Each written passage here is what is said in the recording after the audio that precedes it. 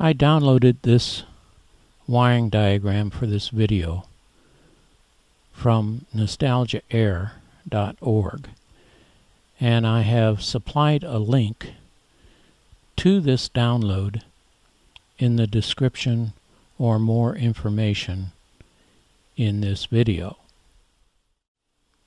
Here is a diagram of a vacuum tube car radio by Motorola.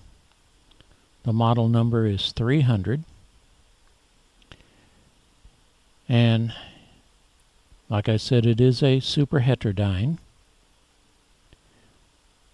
but the IF frequency in this one is 262 kilocycles or kilohertz. And the circuit that I want to go through, and was very successful for Motorola, is this part of the circuit, which has a mechanical vibrator in it to produce the high voltage B+. And basically what this turns out to be is a buzzer circuit with two contacts. Now, I had a bad one that I took apart here, and you can see that it was cased in a metal can, and it had some foam insulation that would lessen the noise from the buzzing of this device. And all the way to the right you can see the device and the coils at the top, and there's a pendulum right underneath the coil. And here I've got a closer look, 3 shots of this, and you can see the two contacts, the coil at the top, the pendulum that would swing back and forth when this was in operation. At the lower right is the battery connection. Now in this case it's a 6-volt battery. Goes through a fuse and into some coils, chokes and filters. Car radios have some very interesting filters in them because they have to filter out ignition noise. Now if we close this switch, then the 6 volts goes up to the center of the primary in this circuit, and you can see it goes down through the coil, through the contact, the closed contact, and then to ground, which is the other side of the 6-volt battery. At the same time, the coil that is inside of the vibrator has current running through it, and it is going to move that pendulum to the left to make the other contact. And when that happens, the upper half of the primary of the transformer gets energized, but also notice that the coil inside the vibrator has been shorted out.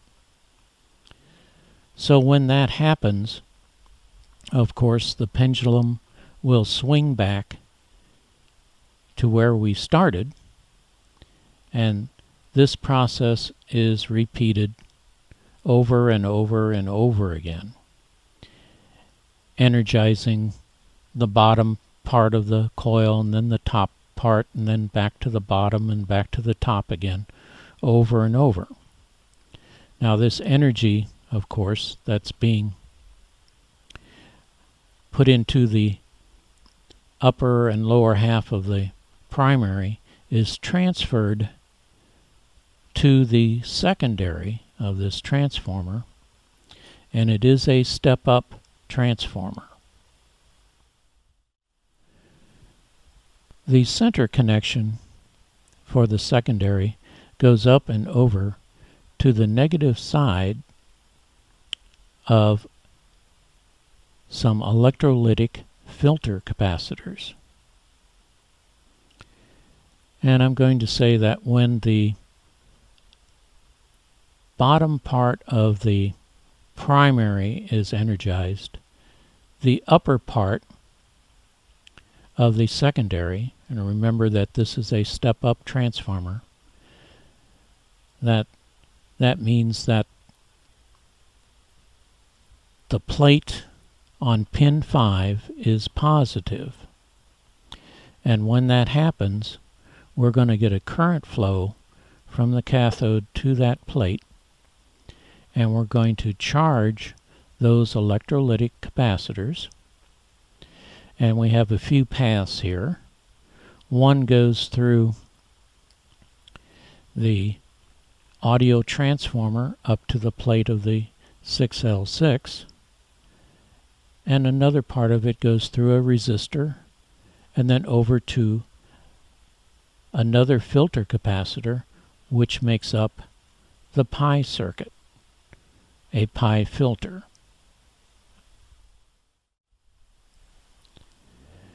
Now when the other contact is made and the upper part of the primary of the transformer is energized,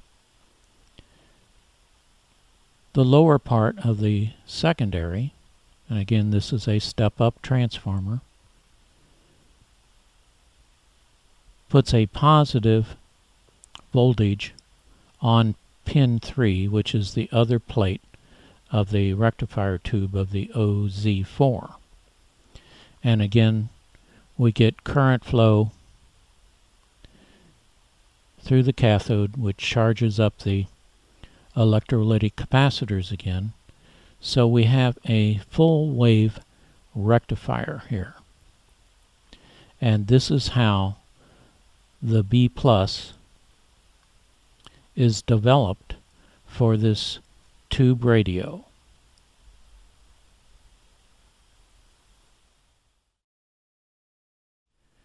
Here is an overall look at the B+ of this radio. And as we said earlier, this is pretty much a regular super heterodyne, although the IF frequency is 262, and it has extra filters in the circuit for the ignition noise. But the biggest difference is how the B+ is developed for this tube radio.